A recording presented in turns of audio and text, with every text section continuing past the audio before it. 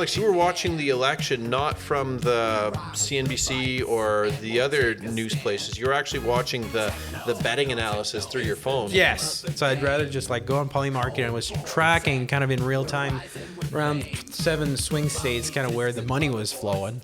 And turned out that Polymarket, actually, their map that they had prior to the election, like a few days before the election, was what the election outcome was. Of course, we're sitting there watching the election live, and we saw those poor people in the northeastern states where it's like 4 hours after their polls have closed and they're still sitting at like 18% votes counted.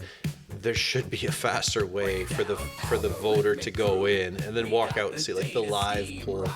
There's got to be some automation, like maybe an automated reporting or something like that we could tie it in. I don't know where I'm going. Yeah, something like that. And so from those time blocks, we can build out the stage report. And so since we have the track time block and say every slurry activity that occurred within that stage, this is all sensor driven, like to the second.